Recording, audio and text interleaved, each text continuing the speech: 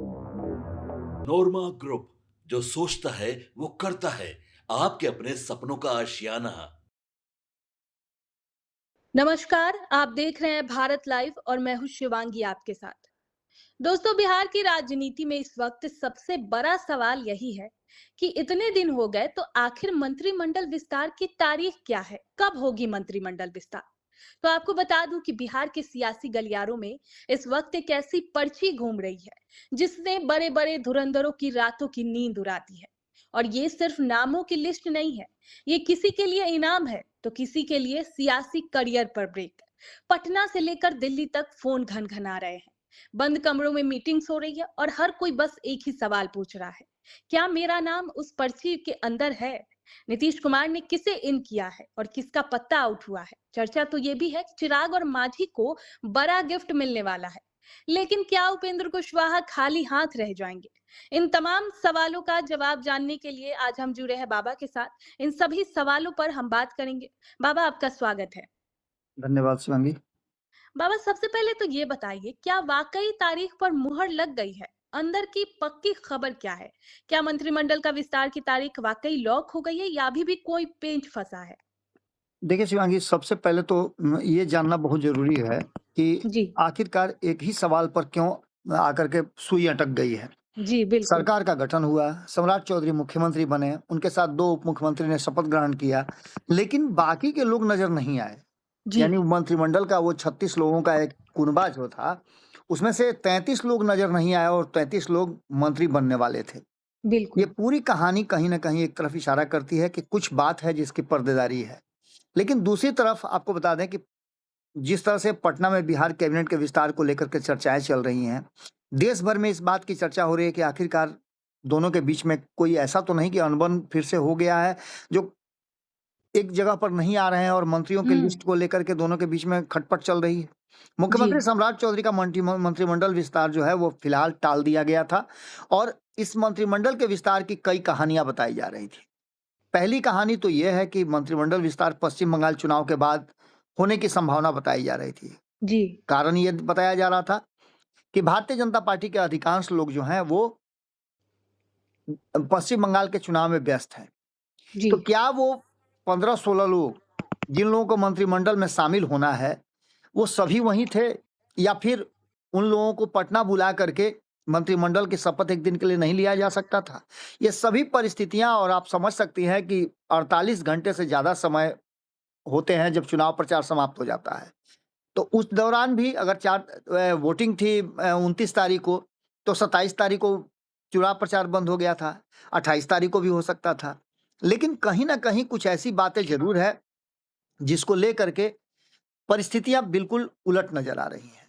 जो जी। जानकारी इंटरनल मिल रही है, उसमें जेडीयू की लिस्ट जो है, उस लिस्ट में कई ऐसे नाम हैं, जिस पर कहीं न कहीं नीतीश कुमार की मुहर तो लगी है, लेकिन इसके बावजूद एक नए सिरे से कई नए लोगों को इस मंत्रिमंडल का हिस्सा बनाने की बात चल रही है। जी। बिहार के मुख्यमंत्री सम्राट चौधरी अपने कैबिनेट के विस्तार कब करेंगे? इस यक्ष प्रश्न का जवाब अब धीरे-धीरे करके आने लगा है। आपको बता दें कि कई लोगों से जो हमारी बातचीत हुई है, इसके लिए 6 से 8 के बीच का समय तय किया गया है।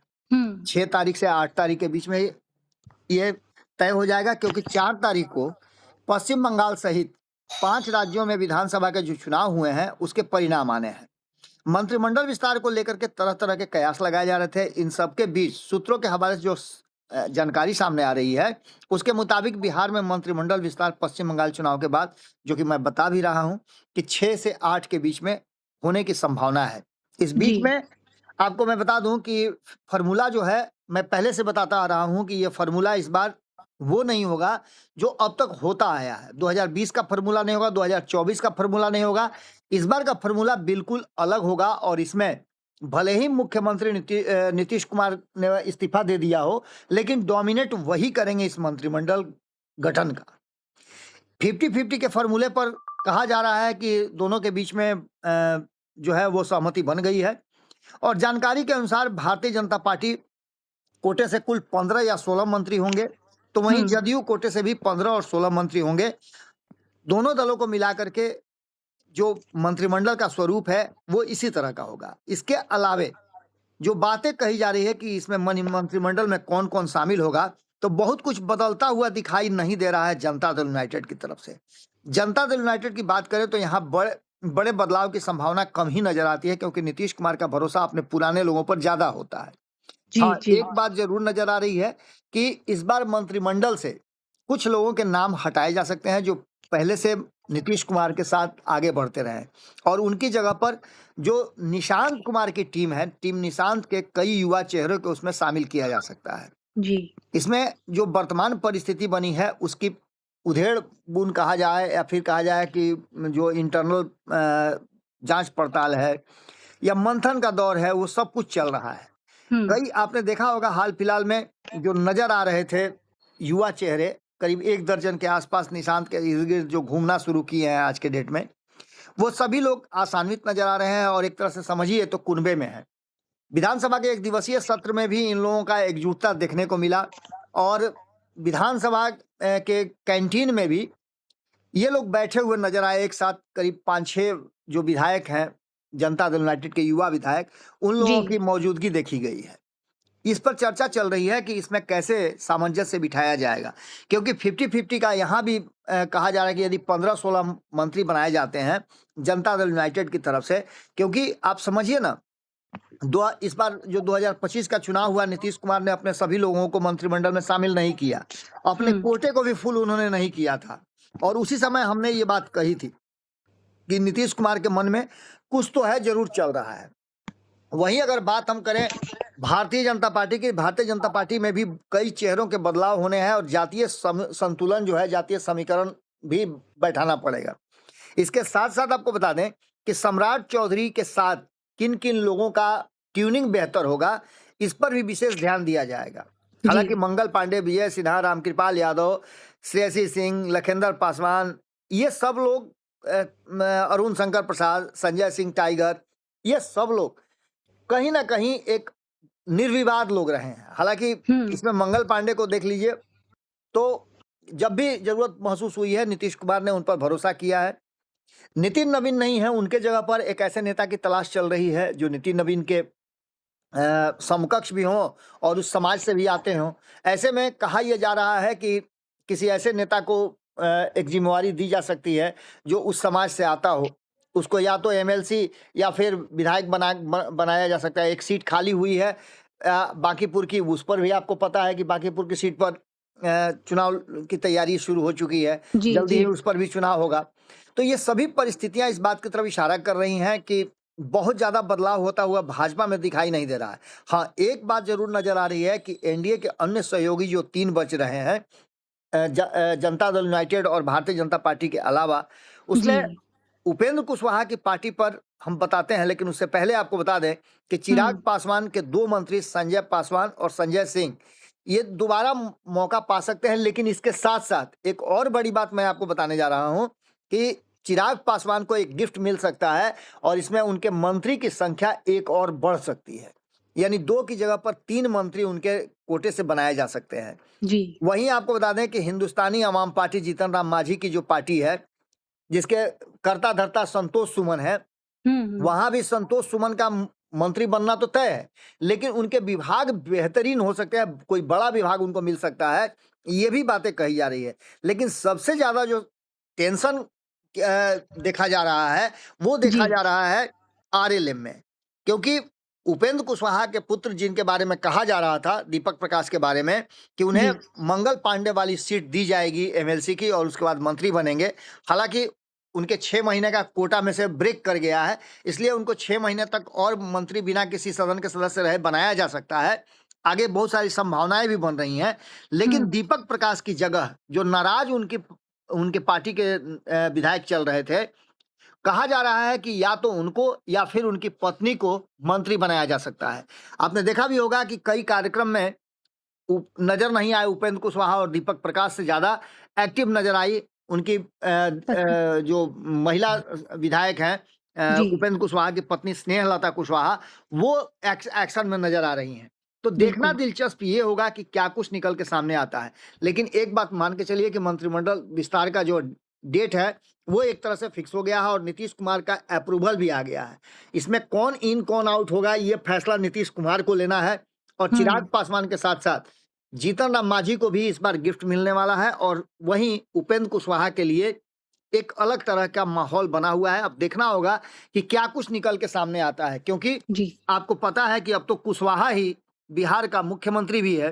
तो ऐसे में उपेंद्र कुशवाहा का ग्राफ घटे, इससे इनकार नहीं किया जा सकता है। जी बाबा, चिराग पासवान और जीतन राम मांझी को तो बोनस मिलने की खबर है ही, लेकिन उपेंद्र कुशवाहा को लेकर एक खबर काफी आ रही है कि उनके और बीजेपी के बीच कोई डील हुई है और वो डील विलय करने की चर्चा चल रही है, क्योंकि बीजेपी अपना कुनवा बढ़ाना चाहता है और जो उपेंद्र कुशवाहा की पार्टी है वो अपने अस्तित्व को बचाना चाहती है। तो इसमें कितने सच्चाई है? देखिए, चर्चाएं तो हैं, कयासों के बाजार में तो काफी ऊंचे भाव में ये चल रहा है। जी लेकिन एक बात बहुत बारीकी से समझने वाली ये है कि उपेंद्र कुशवाहा ने एक लंबी राजनीतिक पारी खेली है और लंबी राजनीतिक पारी खेलने वाला भले ही रन कम बनाए, लेकिन उसको बॉलर का अनुभव हो जाता है कि बॉलिंग किस तरह की हो रही है। जी अगर क्रीज पे वो टिका हुआ है तो उसे पता है कि क्या कुछ हो रहा है। उपेंद्र कुशवाहा लंबे समय से क्रीज पर टिके हुए हैं और किसी भी सदन के सदस्य बने रहने के लिए उन्होंने कई बार कई बड़े फैसले लिए हैं। जैसे आप बिल्कुल। देखिए कि एनडीए गठबंधन से उनका साथ छोड़ना 2019 में, सब लोग कुछ और सोच रहे थे तो उनका सीधे सीधे जाकर के एनडीए गठबंधन से मिल जाना। जब नीतीश जी कुमार 2013 में बाहर हुए तो वो एनडीए गठबंधन के साथी बने, वहां उनको फायदा मिला, 3-3 उनके सांसद जीत करके आए। 2020 में उन्होंने नीतीश कुमार के विरुद्ध लड़ाई लड़ी, हालांकि बहुत ज्यादा सफलता नहीं मिली, मात्र 2 विधायक जीत करके 2020 में आए, जी 2015 में। उसके बाद 2020 में आपने देखा कि उन्होंने एक अलग तरह की कहानी रची। वो एक अलग गठबंधन बना करके मुख्यमंत्री के चेहरा के रूप में प्रोजेक्ट किए गए थे। जी उसके बाद आपने देखा कि उसमें करारी हार मिलने के बाद 2021 में किस तरह से उन्होंने अपने आप को बदला। तो नीतीश कुमार के बाद यदि कोई पॉलिटिशियन बिहार में सत्ता में बने रहने के लिए अगर सबसे ज्यादा फैसले त्वरित लेता है तो उसमें उपेंद्र कुशवाहा का नाम है। कुशवाहा समाज के बिल्कुल। बड़े नेता हुआ करते थे, लेकिन अब सम्राट चौधरी के मुख्यमंत्री बनने के बाद आपको पता है कि कुशवाहा समाज जो है सीधे सीधे स्विच करके आ जाएगा सम्राट चौधरी के साथ, क्योंकि जी मुख्यमंत्री का पद ज्यादा बड़ा होता है।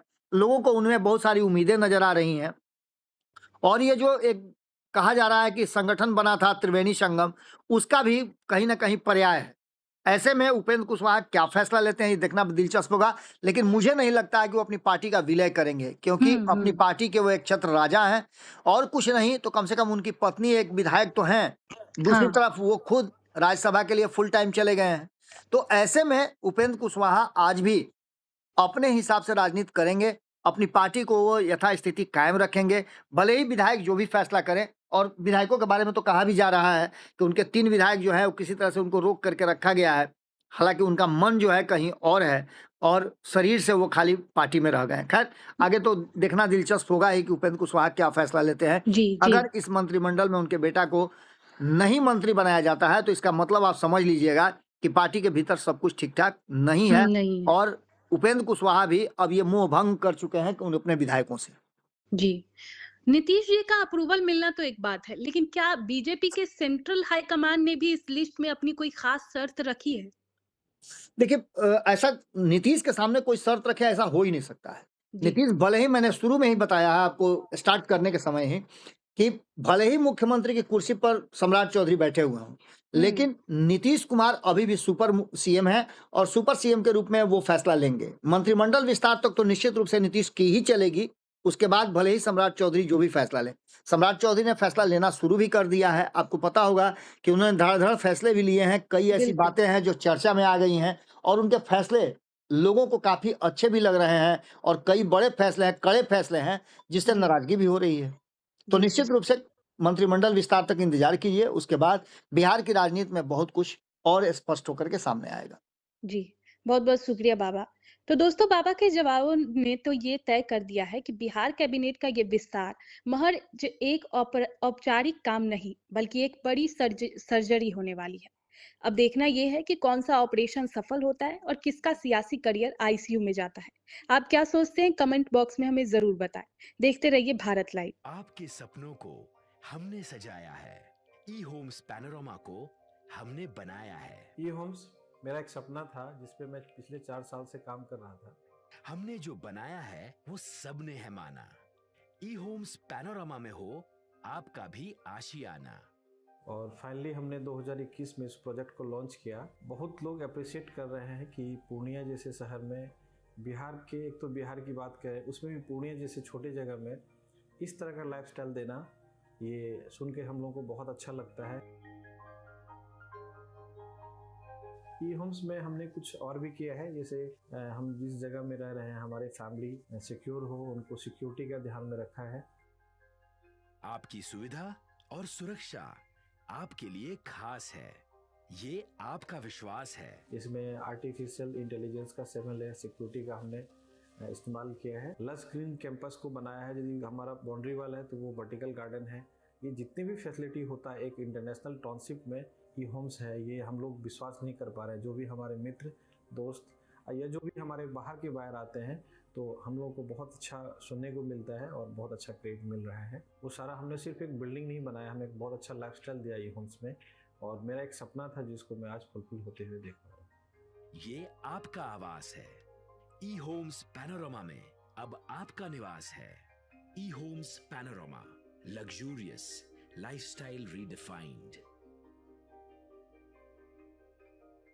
पनोरमा ग्रुप, जो सोचता है वो करता है। अगर ये वीडियो पसंद आई और वह बिहार के राजनीति और बिहारियत से सरोकार रखेनी तो सब्सक्राइब बटन दबा के चैनल के सब्सक्राइब कर ली। ओजे एगो घंटी बा, ओकरा बटन दबा देला से कुल सटीक और मारक खबर रुआ मुफ्त में मिल जाई। अगर रुआ पत्रकारिता के हमनी के नया प्रयोग में सहयोग कर चाहतानी तो ज्वाइन बटन दबा दी। पेटीएम नंबर नोट कर ली 9386816700।